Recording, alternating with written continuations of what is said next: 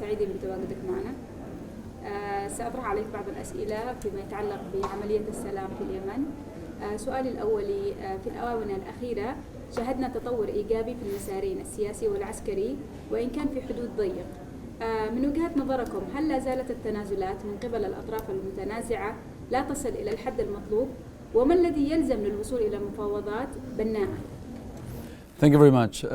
Indeed, I mean, we all have seen more hopeful dynamics since last year, in particular since the UN brokered truce, a truce that expired in October last year, but that fortunately to a large extent has continued holding, at least in terms of avoiding any major military escalation. We see contacts continuing, we see regional efforts ongoing. As you know, the European Union wholeheartedly supports UN-led peace efforts and the work of the UN Special Envoy. We obviously continue messaging, continue interacting we speak to everybody, and continue encouraging constructive engagement on the side of the parties with ongoing efforts, of course, mainly with the UN Special Envoy. And we want to see the UN Special Envoy to soon be able to announce a reinstated, extended and expanded truce, a truce that paves the way for a permanent ceasefire and also a comprehensive and inclusive political process where Yemenis discuss and negotiate the many things that have to be discussed and negotiated when it comes to security issues, economic issues, political issues, and obviously move in a concerted and determined manner towards lasting just peace in Yemen. This is what we want to see, and this is what we're trying to do our utmost to contribute to. لتحقيق سلام مستدام لابد من إشراك الشباب اليمني في المفاوضات، لا سيما وأن أغلبية سكان اليمن دون سن 30. ما هي الخطوات برأيكم لإشراك الشباب وضمان الاستماع لقراراتهم ومراعاة مصالحهم في الخطط القادمة؟ Absolutely. I think that when we mention the need to have an inclusive peace process, that means obviously a process that incorporates and involves all Yemeni actors, and that very much means, of course, the youth and of course women as well, because women represent more than half of the population, and because youth is the future of the country, and this is a very young country.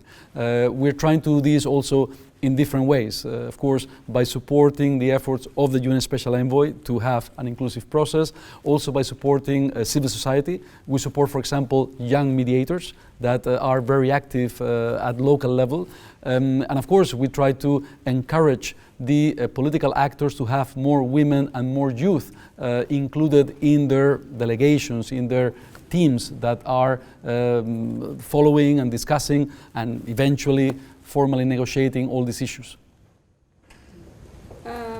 هل هنالك جهود محددة للاتحاد الأوروبي فيما يتعلق بعملية السلام وأيضا في ملف العدالة الانتقالية حالياً؟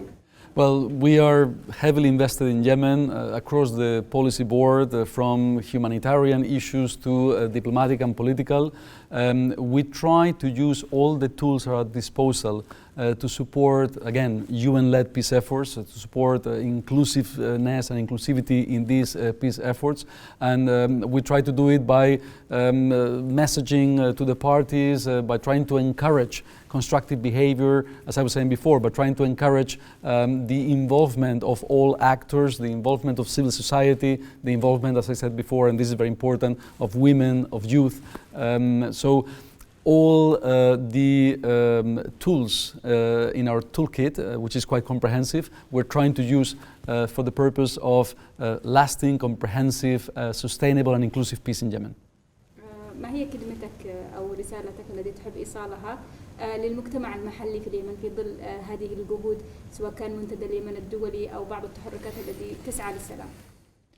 Well, obviously, first of all, a message of support from the European Union to the Yemeni people, The European Union is a friend of the Yemeni people. The European Union is very heavily invested and will remain very heavily invested in Yemen, in the pursuit of peace, the pursuit of development, and the pursuit of realizing the bright future that this country has.